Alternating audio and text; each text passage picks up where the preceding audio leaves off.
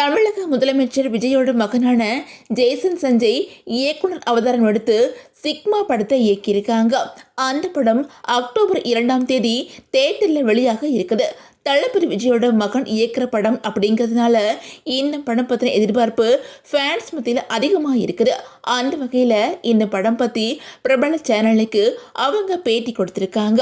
அந்த பேட்டி இப்போ சோசியல் மீடியாவில் வைரலாகி வந்துக்கிட்டு இருக்குது. அதே நேரம் அந்த பேட்டியில் தன்னோட வருங்கால காதலி எப்படி இருக்கணும் அப்படின்னு சொல்லிட்டும், தன்னோட வாழ்க்கையில் க்ரீன் ஃப்ளாக் ரெட் ஃப்ளாக் விஷயங்கள் என்னென்ன அப்படிங்கிறத பற்றியும் ரொம்ப ஜாலியாகவும் வெளிப்படையாகவும் பேசியிருக்காங்க. அதில் என்ன சொல்லியிருக்காங்க அப்படின்னா, இதுவரை எனக்கு காதலி இல்லை, ஆனால் அட்வென்ச்சரான பொண்ணாக இருக்கணும். புது புது இடங்களுக்கு போகிறது, எக்ஸ்ப்ளோர் பண்ணுறது, வாழ்க்கையில் எதையாச்சும் ட்ரை பண்ணிக்கிட்டே இருக்கிறவங்கள எனக்கு ரொம்ப பிடிக்கும். அதே மாதிரி அவங்க சொந்த காலில் நிற்கணும். ஃபினான்சியலி இண்டிபெண்ட் பெண்ணாக இருக்க வேண்டியது ரொம்ப முக்கியம். நான் அவங்களுக்கு ஒரு உதவியாக இருக்கலாமே தவிர அவங்களுக்குன்னு சொந்த வருமானம் இருக்கணும்.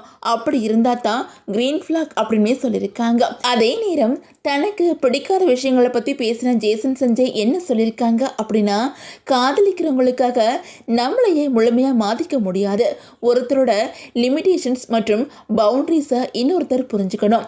அந்த புரிதல் இல்லைன்னா அது எனக்கு பெரிய ரெட் ஃப்ளாக் தான். அதே மாதிரி நம்மளை எப்போவுமே கண்காணிச்சுக்கிட்டு இருக்கக்கூடாது.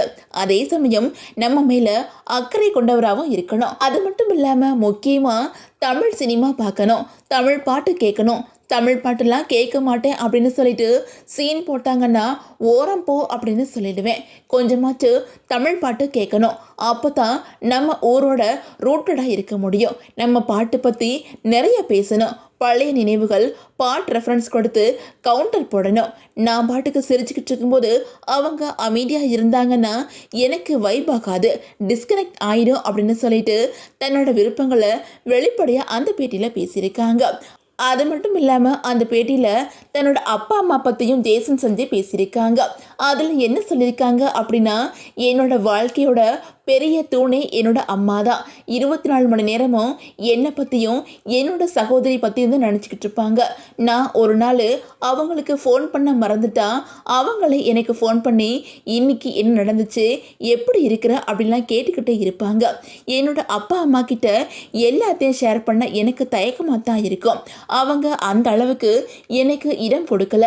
ஆனால் என்னோட சகோதரிகிட்ட மட்டும் எல்லா விஷயங்களையும் மனம் திறந்து பேசுவேன் அப்படின்னு சொல்லியிருக்காங்க. அதே நேரம் விஜய் சங்கீதா டிவோர்ஸ் சில வாரங்களுக்கு முன்னாடி விசாரணைக்கு வந்துச்சு. அப்போது சங்கீதா தான் தாக்கல் பண்ணியிருந்த மனுவை வாபஸ் பண்ணிட்டாங்க. அதனால இவங்க 2 பேரும் சேர போகிறாங்க அப்படின்னு சொல்லிட்டு ஃபேன்ஸ் பலருமே சந்தோஷப்பட்டாங்க.